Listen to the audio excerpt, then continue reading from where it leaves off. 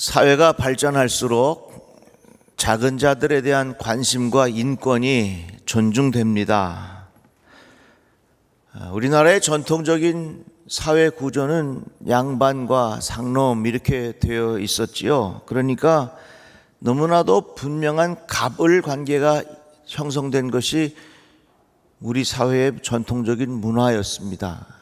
그런데 요즘에 그런 뉴스들이 많이 나오는 이유는 그만큼 우리 사회가 작은 자들에 대한 관심이 많아졌다고 하는 그런 이야기입니다. 참 다행스러운 일입니다. 특별히 우리나라는 유교 문화에 뿌리를 깊이 두고 있어서요, 사람들과의 관계, 특별히 상하 관계, 또 나이를 통한 관계, 이런 것들을 중요하게 여깁니다. 어느 유학자의 이야기를 한번 들어보시지요. 하늘과 땅은 높고 낮으며 세상의 만물에는 크고 작은 것이 있고 산에는 봉우리가 있고 계곡이 있다. 어떻게 그것들이 평등하다고 할 것인가? 이와 마찬가지로 인간 세상의 경우에도 왕과 신하, 아들과 아버지, 남편과 부인, 연장자와 연소자, 높은 사람과 낮은 사람, 상사와 하사 사이에 차별이 있다. 성인과 보통 사람, 현자와 우매한 사람 사이에는 엄연한 구별이 있다. 그렇다면 어떻게 평등이 있단 말인가? 이것이 전통적인 유교 문화의 생각입니다.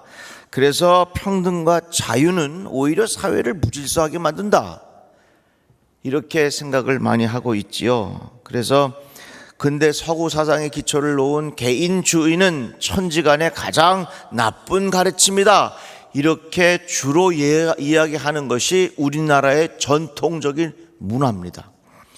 이것이 오늘날 사회의 구조 기초가 된 것이지요. 그런데 우리는 하나님의 말씀을 따르는 사람들입니다. 성경에서 어떻게 말씀하고 있느냐, 이것이 더 중요한 것입니다. 그런데 성경에 보면요, 하나님은요 각 사람을 존귀하게 여기세요. 한번 따라해 봅시다. 나는 존귀한 사람입니다. 지금 안 하신 분들은 안 그런가요? 다시 한번, 나는 존귀한 사람입니다. 왜 각 사람이 그렇게 존귀한가? 뭐 여러 가지 이유가 있겠지만 하나님은요 각 사람들에게 하나님의 형상으로 만드셨어요. 그러니까 여러분들의 삶 속에, 여러분들의 인상 속에는 다 하나님의 형상이 담겨져 있는 것입니다. 그러니까 얼마나 존귀해요. 여러분, 자식 낳았을 때 자식이 나의 모습이 담겨져 있으니까 얼마나 귀합니까? 마찬가지예요. 하나님께서 인간을 하나님의 형상대로 지으셨다고 하는 것 자체가 벌써 인간이 존귀하다고 하는 것입니다. 또 예수께서 100마리 양의 비유를 말씀하셨죠. 100마리의 양이 있었는데 들에 99마리가 있고 한 마리의 양을 잃어버렸습니다. 그런데 이 선한 목자는 그 한 마리의 양을 찾아서 99마리를 다 들에 두고 그 한 마리를 찾기 위해서 온 산을 다 뒤집니다. 이것이 성경의 말씀이에요. 왜? 한 마리의 양이 소중하기 때문에. 이 말은 무엇입니까? 잃어버린 한 영혼이 그만큼 존귀하다 하는 것입니다.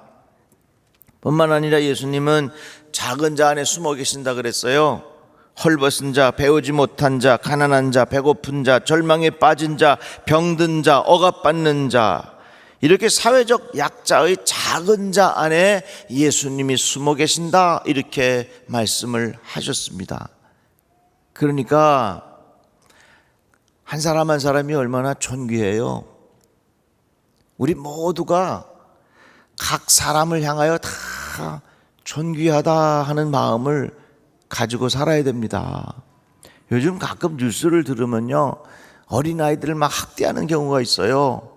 이 어린아이 말하지 못한다고, 그 아이가 자기가 표현하지 못한다고 해서 아이를 함부로 그렇게 대하는 거 아니지요. 왜? 이 어린아이에게도 정말 존귀하거든요. 하나님의 형상으로 지음 받았거든요. 예수께서 그렇게 존귀하게 여기는 귀한 양이거든요. 이 작은 자 안에 예수님이 숨어 계신다고 말씀하셨거든요. 그러니까 한 사람 한 사람이 얼마나 존귀한지 몰라요. 우리 주변에 보면 여러 가지 힘든 일을 하면서 고생스럽게 살아가는 분들 계십니다. 여러분 절대로 그런 분들 하대하지 마십시오. 그렇게 사는 거 아닙니다. 그분들의 인격을 잘 존중해드리고 저렇게 수고하셔서 내가 편리하게 사는 거나 하는 마음을 가지고 진심으로 감사한 마음의 태도를 가지고 살아야 합니다. 각 사람은 존귀해요. 이 사회는 우리 인간의 존귀하다 하는 것을 가르쳐 주었습니다. 그런데 본문의 말씀 보니까 이렇게 기록되어 있어요. 사람은 존귀하나 장구하지 못하며 멸망하는 짐승과 같도다. 존귀하나 깨닫지 못하는 사람은 멸망하는 짐승과 같도다. 우리 사회는 무엇을 가르쳐 주었느냐? 인간이 존귀하다고 하는 것을 배웠어요. 경험을 통해서 배우고 사회의 발전을 통해서 각 인간이 존귀하다 하는 것을 우리들이 배우기 시작했습니다. 그런데 성경은 뭐라고 말씀하느냐? 여기에 멈추지 않아요. 존귀하나 깨닫지 못하면 멸망하는 짐승과 같다. 한번 따라해 볼까요? 존귀하나 깨닫지 못하면 멸망하는 짐승과 같다. 그러니까 우리의 인생의 시작이 다 존귀하게 시작하지만 어떤 사람은 깨닫지 못해서 멸망하는 짐승처럼 인생이 마무리되는 사람이 있는가 하면 존귀하게 시작했는데 깨달아서 그 인생의 마무리까지 존귀하게 마무리가 되는 경우가 있어요. 사랑하는 성도 여러분, 여러분들의 삶이 끝까지 존귀하게 여겨지기를 바랍니다. 그런데 어떻게 하면 우리가 이렇게 멸망하는 짐승처럼 마무리가 되지 않을까? 그 말씀의 핵심이 뭐냐면은 깨닫는 자는 그랬어요. 이 깨닫는 말의 한문을 보면은 거기에 볼견자가 있습니다. 볼견자 이렇게 되어 있어요. 우리가 산을 봅니다, 강을 봅니다, 바다를 봅니다, 건물을 봅니다. 우리 눈으로 봐요. 그렇지만 이 세상에는 보이지 않는 진리들이 있어. 그래서 깨달을 각자에 보면요, 본다고 하는 말이 그 집 같은데 가만히 이렇게 숨겨져 있어요. 믿음이라고 하는 것, 눈으로 볼 수 없지만 볼 수 없는 것을 깨달음을 통해서 보게 하는 겁니다. 그게 바로 믿음이라는 거죠. 우리의 눈으로 볼 수 없지만 깨달음을 통해서 보는 것처럼 내 마음에 확신을 가지고 살아간다 하는 것입니다. 그러면 우리들은 무엇을 깨달아야 하는가? 시편 49편의 말씀 보니까 몇 가지가 있는데요. 먼저 6절 말씀에 이렇게 기록되어 있습니다. 자기의 재물을 의지하고 부유함을 자랑하는 자는 아무도 자기 형제를 구원하지 못하며, 이런 말씀이 있어요. 이 말씀을 보면요, 우리들은 물질의 힘을 너무나도 잘 압니다. 돈이 있으면 편합니다. 사람 대접받습니다. 사람들이 그 사람에게, 돈 있는 사람에게 모여듭니다. 내가 하고 싶은 것 얼마든지 마음대로 할 수 있습니다. 돈의 위력을 우리들은 너무나도 잘 알고 있어요. 그런데 착각하는 게 있죠. 무엇을 착각하느냐? 돈으로 무엇이든지 할 수 있다고 착각하는 겁니다. 이 말을 바꾸어서 이야기하자면, 이 말을 뒤집어서 이야기하자면, 돈으로 할 수 없는 것이 세상에 많다 하는 것을 깨닫지 못하면 그 사람은 결국 멸망하는 짐승과 다르지 않다, 그 말입니다. 오늘 이 시간에 여러분들에게 귀한 깨달음이 있기를 주의 이름으로 축복합니다. 우리는 이 코로나19를 겪으면서 인간의 한계를 많이 경험하고 있어요. 이 코로나 바이러스를 온 세계에 퍼진 것들을 다 모아놔야 골프공만도 못하대요, 크기가. 그런데 그 보이지 않는 것 때문에 온 세상이 난리가 났잖아요. 인간이 대단한 것 같지만 인간이 할 수 없다고 하는 것이 너무나도 많아요. 특별히 우리들은 물질의 힘을 잘 알기 때문에 물질 가지고, 돈 가지고 얼마든지 내가 이 세상을 마음대로 할 수 있다, 이런 생각은 그 인생이 존귀하게 보이나 그 마무리는 멸망하는 짐승과 다르지 않다, 그 말입니다. 제가요 잘 꿈을 안 꾸는데 지난 금요일날 자다가 꿈을 꿨어. 이 설교에 도움이 될 것 같아서 이야기합니다. 무슨 꿈이었냐? 제가요 비행기 타고 세미나에 참석했네. 그 세미나에 갔더니 세계 각국에서 그냥 많은 분들이 모여서 큰 데서 세미나가 열리는데, 강사님이 누구냐? 강사님이 딱 올라오셨는데 보니까 멋지게 생긴 개가 한 마리 올라온 거야.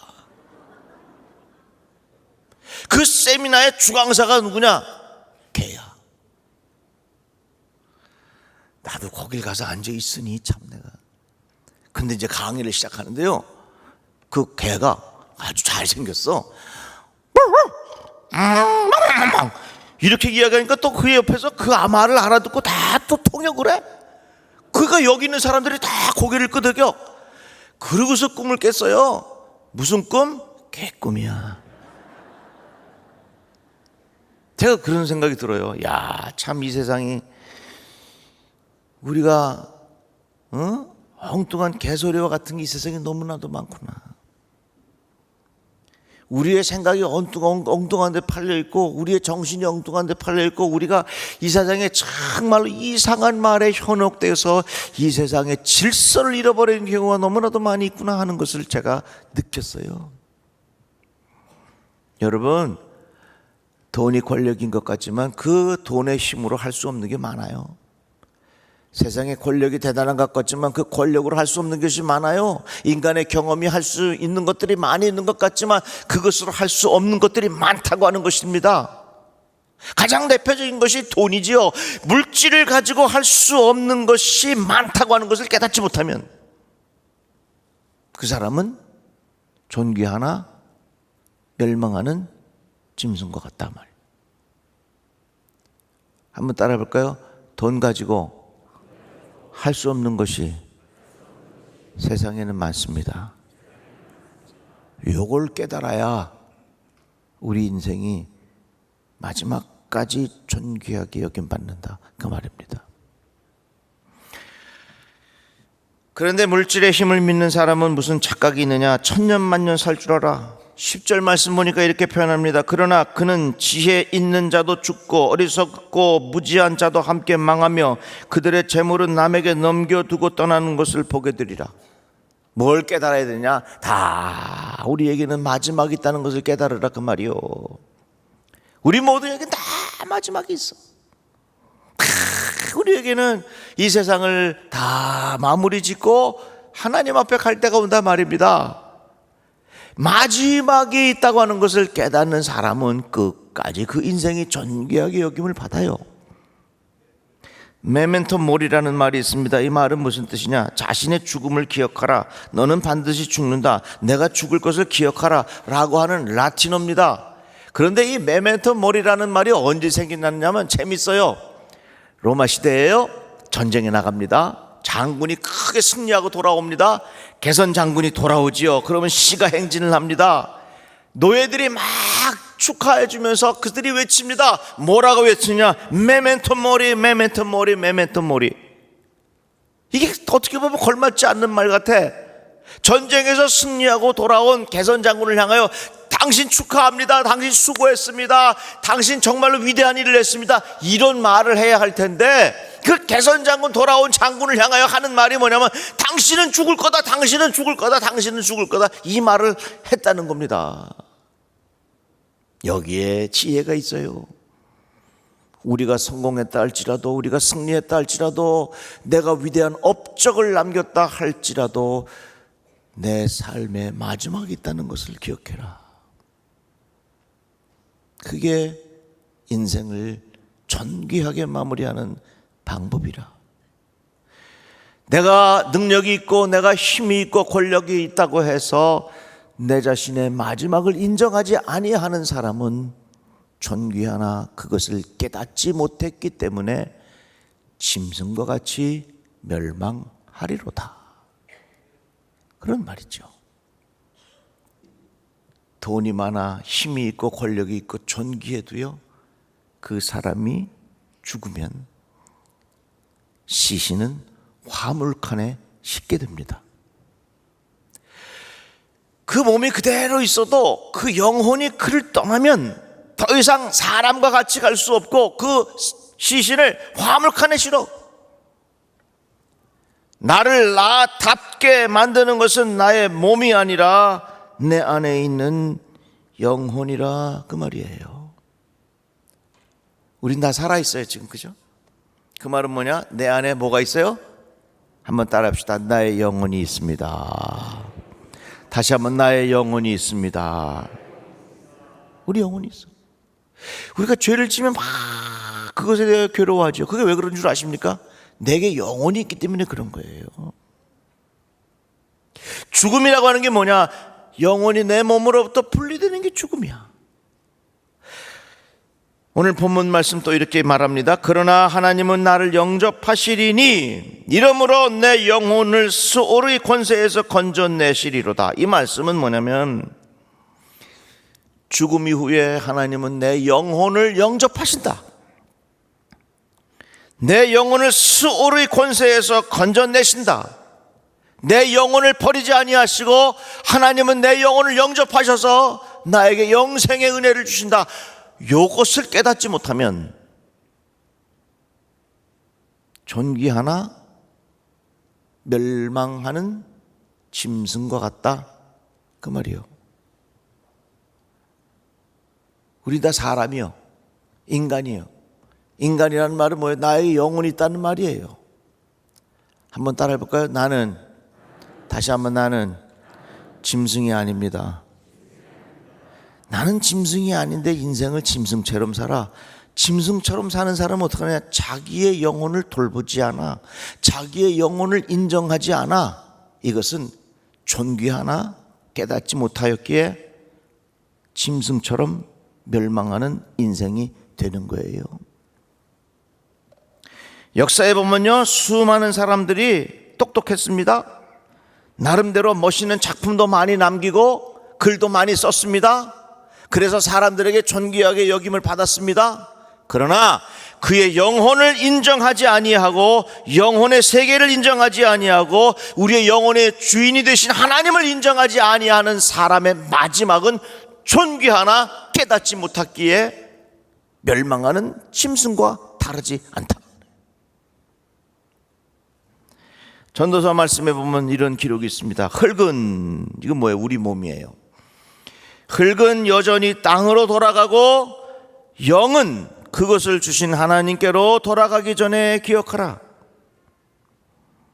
우리 인간이 존귀하나 영혼이 있음을 깨닫지 못하면 멸망하는 짐승과 다르지 않다.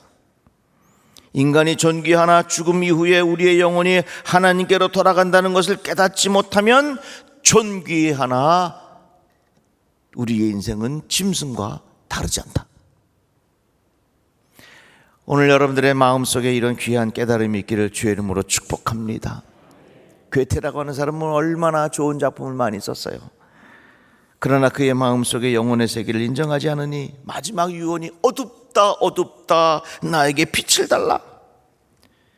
볼테르라고 하는 무신론 철학자는 이렇게 말합니다. 마지막 순간에 나는 하나님과 인간에게 버림을 받았소. 나는 지옥에 떨어집니다. 나는 지옥에 떨어진다. 지옥에 떨어진다 그러면서 죽었어. 진작 잘하지. 그러나 예수를 믿었던 사람들의 고백은 다릅니다. 감리교회 창시자 존 웨슬리 목사님은 마지막에 이렇게 이야기합니다. 세상에서 제일 좋은 것은 하나님이 우리와 함께 계시는 것이다. 그래서 평상시에 살아갈 때에 하나님과 살았던 인생이 행복했고 마지막까지 하나님이 나와 함께 하셔서 하나님과 함께 천국에 이르게 되는 것이 내 인생에 얼마나 큰 복이냐 하는 존 웨슬리 목사님의 고백입니다. 미국의 초대 대통령 조지 워싱턴은 좋다, 저 세상은 참으로 아름답구나, 이 말을 남기고 천국 갔습니다. 철로역정의 저자 존 버녀는 나를 받아 주시옵소서, 이제 당신께로 내가 돌아가나이다, 이렇게 돌아갔습니다. 마가복음을 기록한 마가는 전도 중에 순교하면서 주의 손에 내 영혼을 돌려드리나이다. 초대교회 집사였던 스데반은 돌에 맞아 죽어가면서 주 예수여 내 영혼을 받으시옵소서 하면서 숨을 거두었습니다.